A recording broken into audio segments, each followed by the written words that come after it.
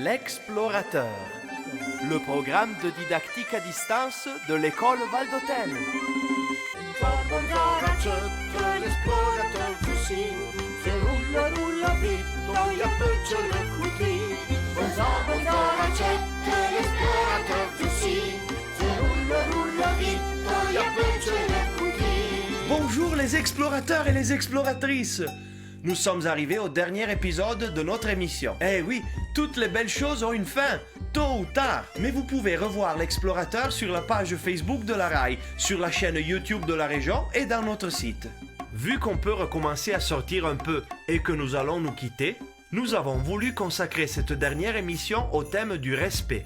Respect des autres, respect de l'environnement, respect des droits. Alors, êtes-vous prêts pour cette dernière balade? Tout d'abord, un petit hommage sympa aux sapeurs-pompiers et par leur biais à tous ceux qui en ce moment travaillent pour nous protéger. Nous sommes les capitaines des pompiers. Attention, marche avant, marche arrière, partez. Pimpon, pimpon, pimpon, pimpon, pimpon, pimpon. Bonjour. Nous sommes les capitaines des pompiers.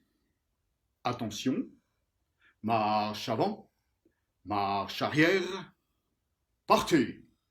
Pimpon, pimpon, pimpon, pimpon, pimpon, pimpon. Pimpon, pimpon, pimpon, pimpon, pimpon. Vos copains vous manquent, n'est-ce pas? Mais des fois, il y a des copains ou des copines qui se croient plus forts que les autres et les bagarres éclatent. Allons voir comment les animaux de la savane ont résolu ce problème. Savez-vous ce que c'est? C'est une boîte à histoire. Est-ce qu'on va découvrir qu'est-ce qu'il y a dedans? J'entends un bruit. Une clochette peut-être. On va voir. Voilà.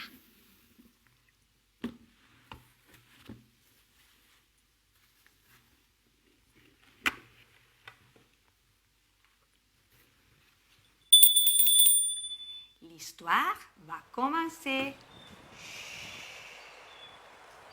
Il était une fois une savane.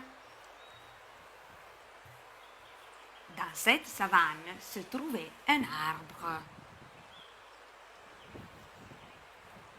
et un lac avec beaucoup d'eau.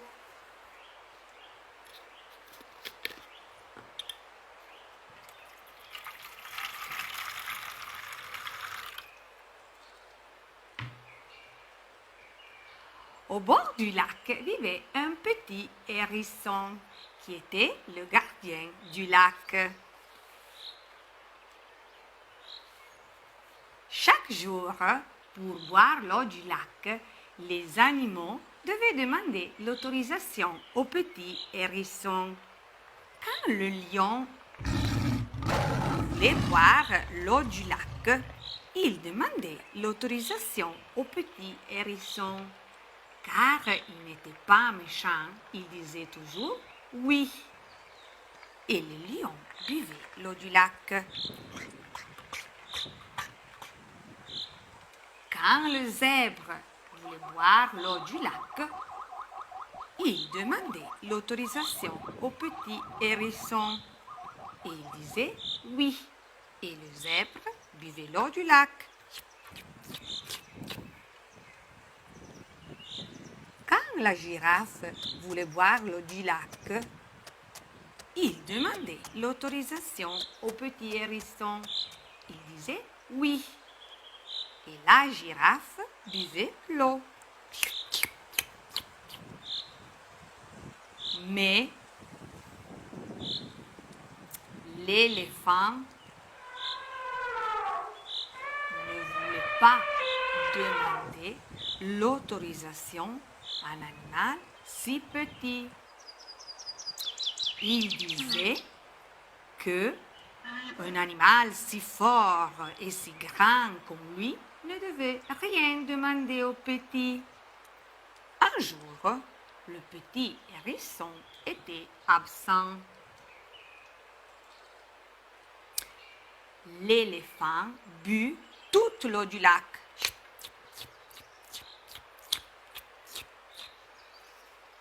Et après, il alla se reposer sous un arbre.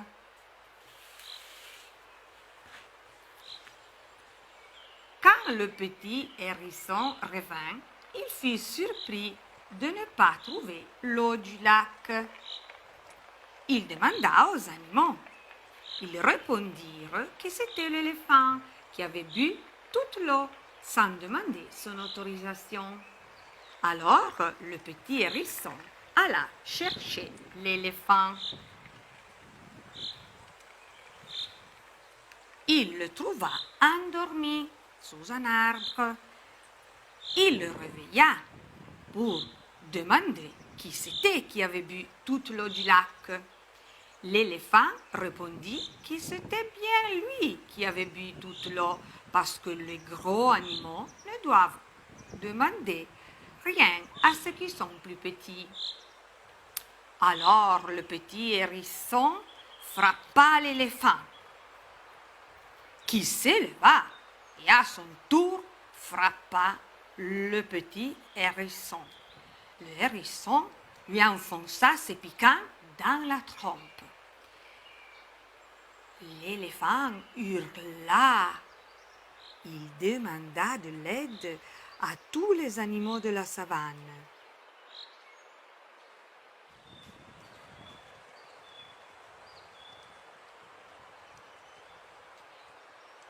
Les animaux de la savane demandèrent au petit hérisson de retirer ses piquants de la trompe de l'éléphant.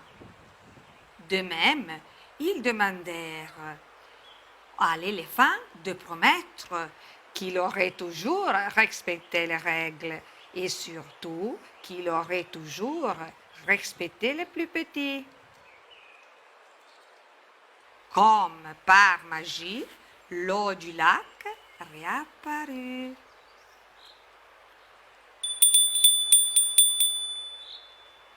C'était l'histoire, le hérisson et l'éléphant. Au revoir au lac. Au revoir à l'arbre. Au revoir à l'éléphant. Au revoir au lion. Au revoir aux zèbres. Au revoir à la girafe. Au revoir au petit hérisson. Au revoir à la savane. Et au revoir à vous. Bon après-midi les enfants.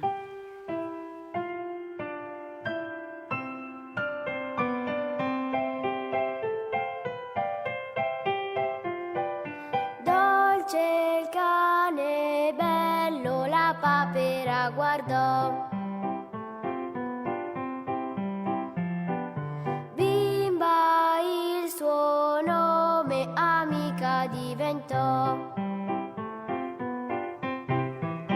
A cielo chiaro fattoria con gli altri cuccioletti, tanti scherzetti agli altri combinò.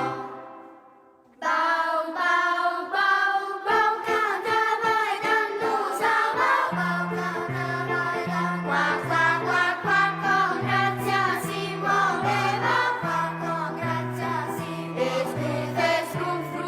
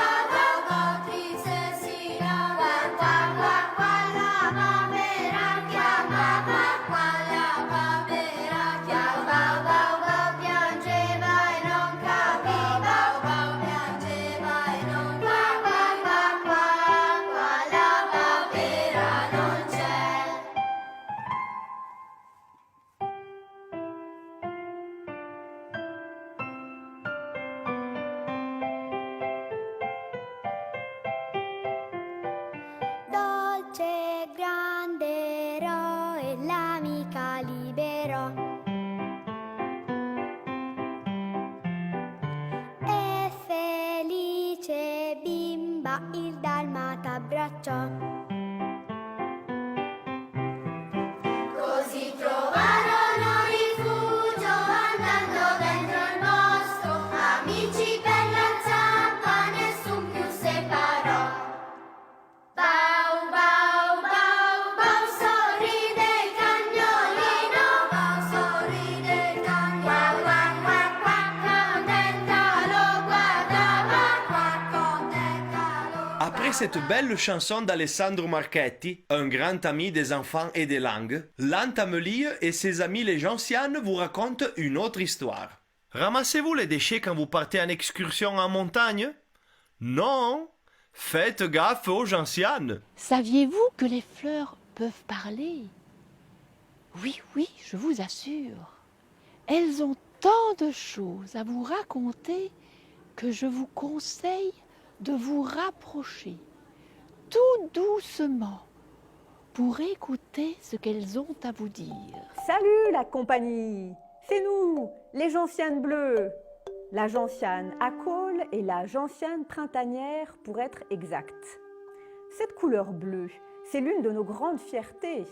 Les peintres, les couturiers, ils ont bien essayé de la copier, mais que voulez-vous, la nature est bien trop difficile à imiter. Allez les gars, continuez de vous entraîner, tandis que nous n'avons qu'à sortir de sous la terre pour resplendir. D'ailleurs, pendant longtemps, nous nous sommes contentés d'être belles, seulement belles. Grand succès auprès des montagnards, des botanistes, des touristes, mais il nous manquait quelque chose comme une cause à défendre, une raison de s'indigner. Et, croyez-nous, on l'a vite trouvé. Les mouchoirs. Oui, les mouchoirs en papier. C'est ce qui nous a fait sortir du silence et nous engager pour de vrai. Tous ces innombrables mouchoirs que vous abandonnez derrière vous après votre petit pipi en montagne, à quoi servent-ils au juste? À décorer le paysage? À laisser une trace de votre passage? Peut-être pensez-vous que nous ne les voyons pas, que les fleurs sont aveugles, que des petits lutins viennent nettoyer derrière vous. Ne nous provoquez pas, on n'a vraiment pas envie de rigoler. Quoi? Il faudrait qu'on se calme. C'est rien, ce n'est pas grave. Ces mouchoirs, ils sont biodégradables, vous nous dites. Ah, la belle nouvelle que voilà. Tout va bien alors. On peut balancer n'importe quoi, n'importe où, puisque c'est biodégradable. Alors vous savez ce qu'on va faire? On va venir vous en déposer quelques-uns de ces petits carrés de papier si mignons, si inoffensifs. Dans votre voiture, dans votre jardin, dans votre salon. C'est cadeau! Vous les regarderez se décomposer pendant des mois et dès que ce sera fini, à la belle saison, ne vous inquiétez pas, on vous en rapportera. Non mais, je te jure, la nature n'est pas un cabinet de toilette à ciel ouvert. Vous ne semblez pas l'avoir bien compris. Aussi avons-nous décidé d'agir. Vigilance maximale. Désormais, à chaque mouchoir que vous laissez derrière vous, nous lançons l'alerte. Hé, toi, tu crois qu'on ne t'a pas repéré derrière ton rocher? Oui, toi, la petite maligne, tu vas aller nous ramasser ça vite fait, sinon ça va barder. Tout de suite. Oui, tout de suite. Après, tu te débrouilles. Tu mets ta petite merveille où tu veux, mais tu la remportes avec toi. Compris? Et voilà. Bien. Ah, quelle fatigue. Depuis qu'on milite pour l'environnement, on n'a plus une minute pour nous. Mais cela en vaut la peine, parce que petit à petit, vous nous écoutez et les mouchoirs disparaissent comme par enchantement. Et le paysage, notre paysage quotidien, retrouve toute sa splendeur. On a de nouveau envie d'y vivre, d'y pousser, de répandre notre bleu dans tous les prés de la vallée. Alors, merci. Merci à vous de nous aider à garder notre petit paradis aussi pure qu'au premier jour. Au cours de nos émissions, vous vous êtes entraîné à comprendre plusieurs langues. Alors, le jour du grand défi est arrivé. Marcela, une amie argentine qui vit en Angleterre, vous explique comment faire la maquette d'un cours d'eau en pâte à sel, mais en espagnol. Je suis sûr que vous allez tout comprendre. Désormais, vous êtes des champions. Hola chicos, ¿qué tal? Soy una experta en agua y hoy quería hacer con ustedes un poco de geografía y de arte. Y les propongo el sistema hidrológico del Valle de Aosta, con los ríos y con los arroyos, ¿vale? Lo hacemos en pasta de sal. ¿Conocen pasta de sal? ¿Han hecho en la escuela con la maestra? Sí, pasta de sal. Bien, entonces van a necesitar harina, sal y un poco de agua, ¿sí? Para mezclar y hacer la masa. También van a necesitar algunos utensilios que encuentren en la casa. Pueden ser cucharitas, cucharitas de helado, un cepillo de dientes viejo, algunos cuchillos de madera, de picnics, por ejemplo, ¿vale? Cualquier cosa que encuentren en la casa. Y también van a necesitar un pedacito de esponjita de la cocina, nada más, lo cortan y usan un pedacito. Muy bien, entonces van a mezclar 400 gramos de harina, 200 gramos de sal y un poco de agua. Van a mezclar y van a hacer una masa, ¿vale? Luego cuando hacen la masa, lo hacen con una forma así, como una bola, ¿vale? Luego en la mesa hacen una salchicha. Usan las dos manos y abren los dedos, ¿vale? Hacen fuerza para afuera, para darle la forma. Luego, con el pulgar van a hacer presión en el centro de la salchicha. Y con la punta de los dedos van a hacer los bordes. Cuando tienen la forma, más o menos, que les gusta, lo van a cortar con un cuchillo. Van a cortar los dos extremos para poder unirlos, ¿vale? Entonces, yo aquí hice con arcilla para ustedes. Aquí tienen, ven, varias formas para poder unirlo luego y hacer la forma de todo el río, ¿sí? No se olviden de ponerles números, ¿vale? Para recordarse la forma. Muy bien, vale. Ahora les enseño a hacer, por ejemplo, una curva. Por ejemplo, aquí entre San Vincent y Verrés, ¿vale?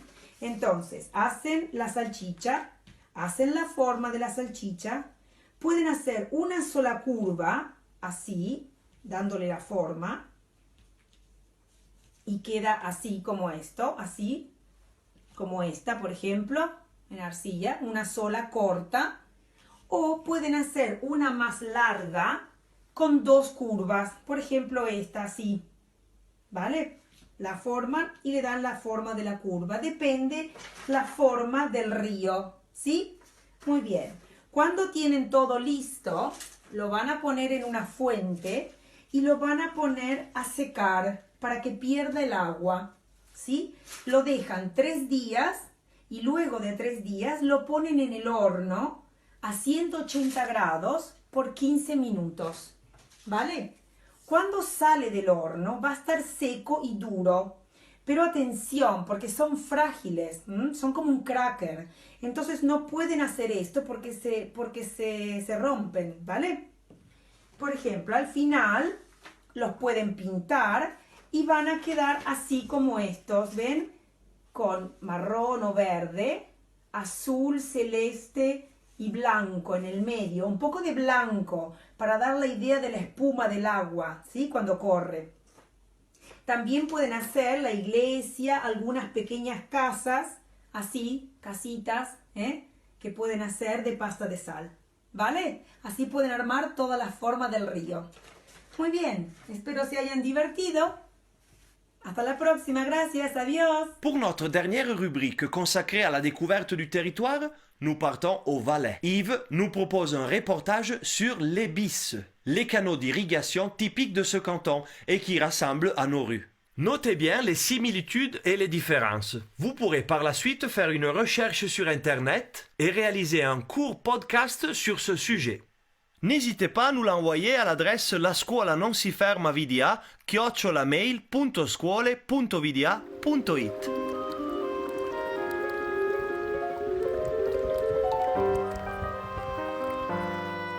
Bonjour les enfants du Val d'Ost. Je me trouve ici en Valais. Le Valais, c'est un des 23 cantons suisses qui se trouve au sud du pays, dans les Alpes, pas très loin de chez vous. Là, je vois les montagnes qui forment la frontière entre la Suisse et l'Italie, le Val d'Ost et le Piémont. J'ai la chance d'être au soleil pour vous parler d'une très ancienne tradition valaisanne, c'est celle des bis. Les bis, c'est comme ce petit ruisseau qui court ici à mes pieds et qui passe sous ce pont. C'est un ensemble de réseaux d'irrigation très anciens. On pense que les premiers bis en Valais ont été créés à la fin du Moyen Âge.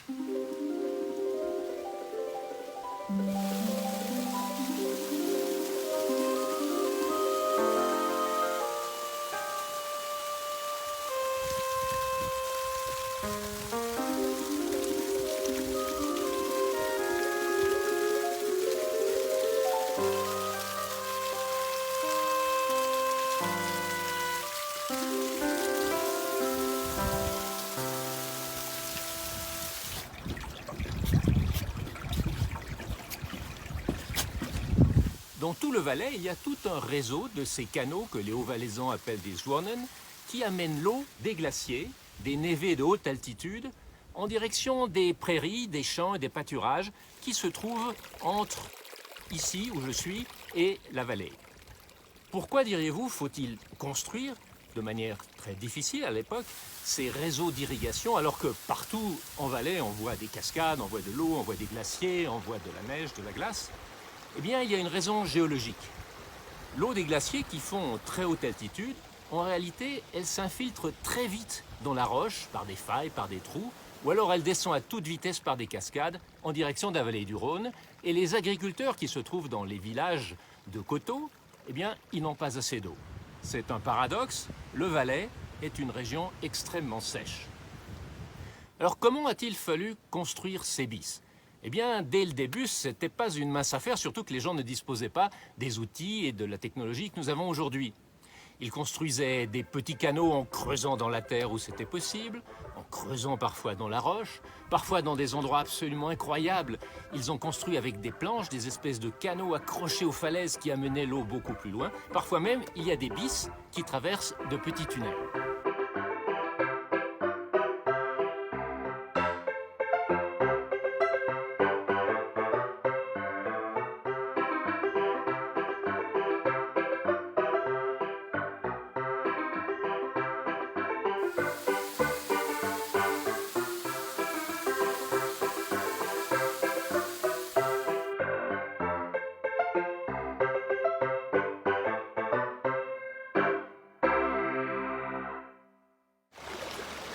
Autrefois, on ne disposait pas d'instruments de très grande précision. Donc, pour calculer la pente très légère du bis, on utilisait les moyens du bord, en général une petite planche sur laquelle on faisait rouler quelque chose qui descendait et indiquait s'il fallait relever légèrement ou abaisser légèrement le tracé du bis.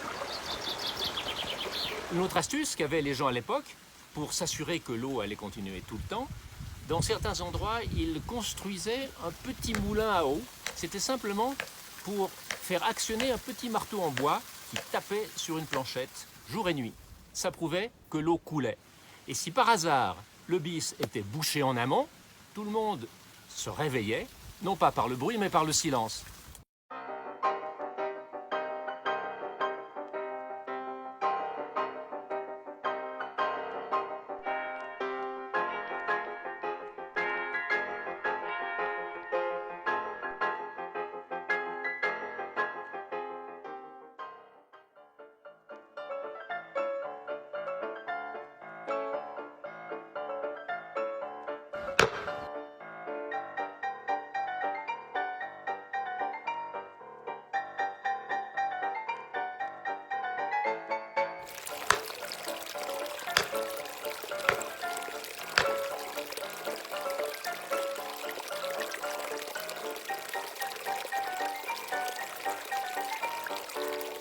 Une fonction très importante était celle du gardien de bis. Il était payé par les villageois pour surveiller et entretenir les canaux et aussi pour gérer équitablement la répartition de l'eau. Le gardien de bis, il avait un cahier et il notait scrupuleusement le nombre d'heures d'eau qu'il fournissait à tel ou tel agriculteur. Comment faisait-il ça? Eh bien, il y avait un peu plus bas, quand on s'approchait des villages, des petites écluses qu'il soulevait, qu'il fermait, ensuite il soulevait une autre, il en fermait une autre, et il réglait l'eau dans un ou l'autre canal pour aller vers telle ou telle personne.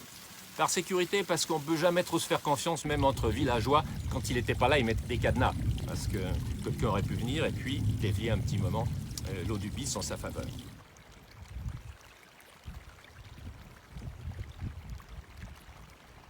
Alors le système d'irrigation des bis est très développé ici en Valais, mais il existe aussi dans beaucoup d'autres endroits de la planète, et notamment chez vous dans le Val d'Ost, vous le savez, cela s'appelle des rues.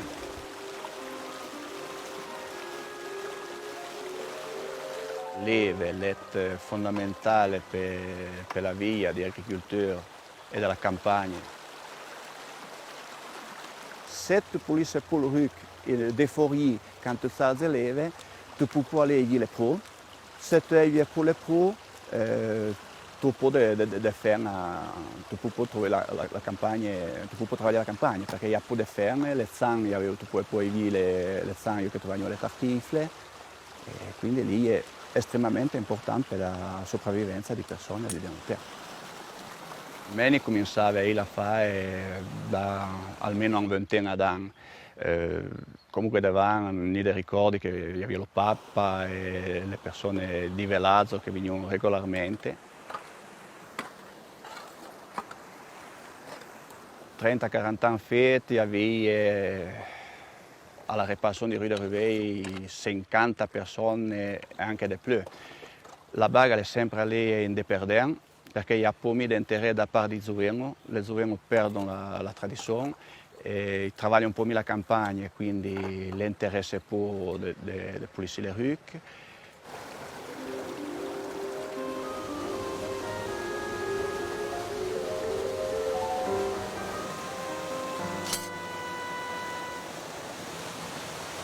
Aujourd'hui encore, il y a de nombreux bis qui continuent de fonctionner et d'irriguer les champs. D'autres ont été abandonnés parce que l'entretien était un peu trop coûteux, trop compliqué, mais souvent ils ont été transformés, comme ici le bis du Zitoret, le bis du Rau, le bis de Savièse ou d'autres encore, le bis d'Ayen. Ils ont été transformés en itinéraires de balade, de randonnée. Et puis, il y a aussi dans la région d'Ayen-en-Zer un superbe musée du bis. Si vous voulez en savoir plus, je vous conseille d'aller le visiter. Il compito di spegnere gli incendi boschivi spetta al Corpo Forestale della Valle d'Aosta. Le 14 stazioni forestali distribuite sul territorio in tali operazioni sono coordinate dal Nucleo Antincendi Boschivi, detto anche Nucleo AIB, e dalla Centrale Unica del Soccorso. È una struttura che ospita al suo interno diversi operatori: la Protezione Civile per alluvioni, frane e valanghe, il 118 per il soccorso sanitario, il soccorso alpino valdostano per il soccorso in montagna, i vigili del fuoco per gli incendi di abitazioni, capannoni, auto e così via, e il Corpo Forestale della Valle d'Aosta per emergenze ambientali. Grazie al numero verde 1515, attivo 24 ore su 24, il Corpo Forestale infatti risponde alle diverse richieste di tutela del patrimonio naturale, ambientale, di difesa contro gli incendi boschivi segnalati dai cittadini. Centrale Unica di Soccorso, Corpo Forestale, buongiorno. Antincendio? Una signora da Saint-Pierre mi ha segnalato che vedeva del fumo nella collina di Sarro, zona bassa, collina bassa. Ho già avvisato Aosta e stanno uscendo, vanno a verificare, poi appena so qualcosa ti avviso. Va bene, ok, allora mi dai conferma, la pattuglia sta già andando sul posto? Sì, li ho appena avvisati e sì, mi ha detto che andavano a vedere, poi mi fanno sapere. Va bene, rimaniamo in preallarme oppure, viste le condizioni, è meglio già uscire con un'autobotte? Evento, allora mandiamo fuori subito un'autobotte leggera. Noi siamo di fronte a una cosa bestiale, è arrivato a Monte di Ers e sta andando avanti da lì. Cioè ormai sarà lungo 1 chilometro e passa, è una cosa mostruosa.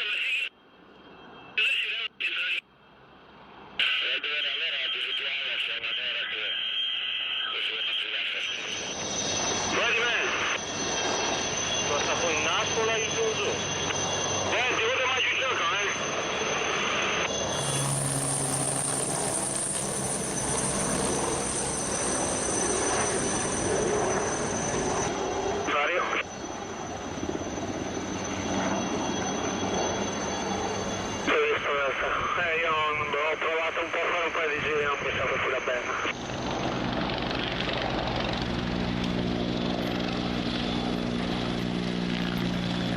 Nelle zone percorse dal fuoco inaccessibili ai mezzi terrestri risulta di fondamentale importanza l'opera degli elicotteri della protezione civile o, addirittura nei casi più gravi, dei Canadair.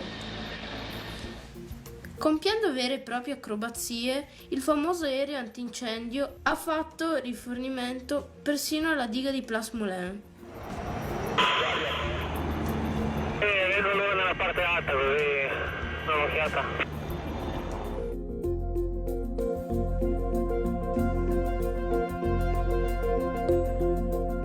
Questo è il Blitz, un serbatoio d'acqua elitrasportato che viene utilizzato nelle zone più impervie e prive d'acqua.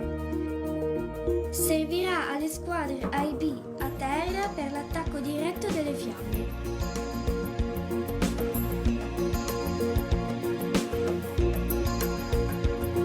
Nous achevons le reportage par une contribution qui nous vient de Genève, du siège de l'OIDEL, une ONG qui s'occupe des droits de l'homme et notamment du droit à l'éducation. Elle a un statut consultatif auprès des Nations Unies, de l'UNESCO et du Conseil de l'Europe.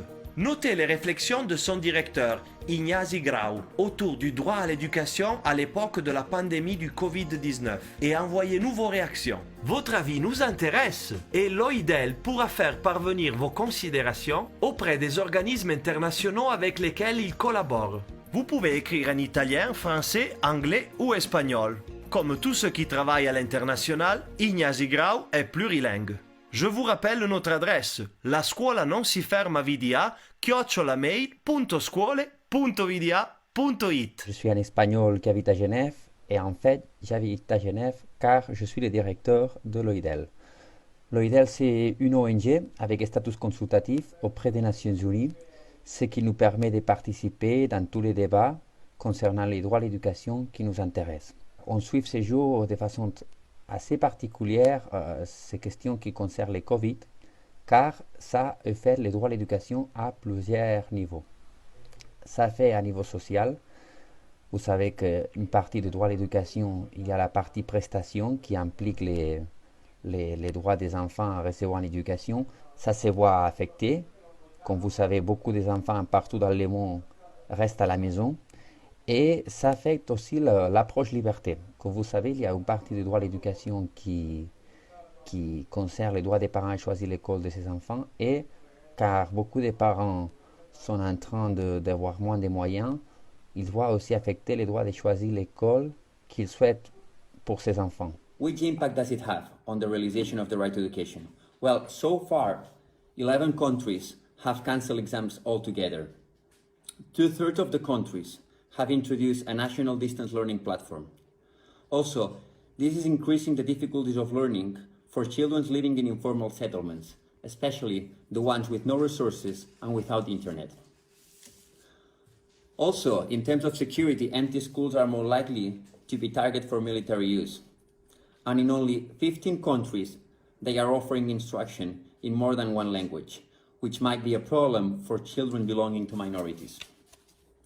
Children who lose their parents also reduce their odds for returning to school. And many campaigns crucial for the well-being of children, such as immunization campaigns, have been suspended. These are really bad news, but we also have some reasons to be optimistic, as we know the key factors to overcome the situation. We can point here 3 things. The first one is that the acknowledging of parents and families. The crisis enabled an international community to realize the important role of parents and families. We can observe in many of the documents produced these last days the recognition of these actors by the UN or by the UNESCO, even encouraging the provision of practical support to these actors. The second one is information. Rapid accumulation of data on the scale and nature of impacts among children will enable us to take better decisions. Here the civil society is called also to play an important role, especially in the fields where the authorities cannot arrive or in which the authorities are trying to hide information. And third, common action. This is a moment of working together. Government, civil society organizations, non-governmental schools, families and unions. Alors voilà, pendant ces jours, on va mettre des petites vidéos dans notre chaîne YouTube dont différentes personnalités sur les droits à l'éducation vont réfléchir sur ces affaires. Alors on vous invite à y être connecté et à vous informer de comment les droits à l'éducation fait face à ces grandes crises. C'est la fin de l'émission et nous vous disons au revoir. Nous espérons que vous aurez passé de bons moments en notre compagnie et nous vous invitons à continuer à partager avec nous vos créations et vos remarques par le biais du site de l'Explorateur. Au revoir. Danke. Tschüss. Ciao. Puzzo.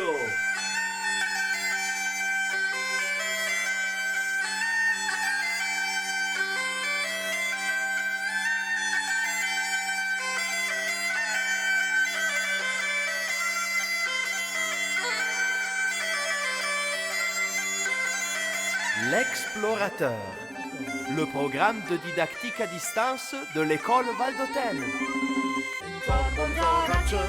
L'explorateur così, che rulla rulla vitto, e a peccio le cuti,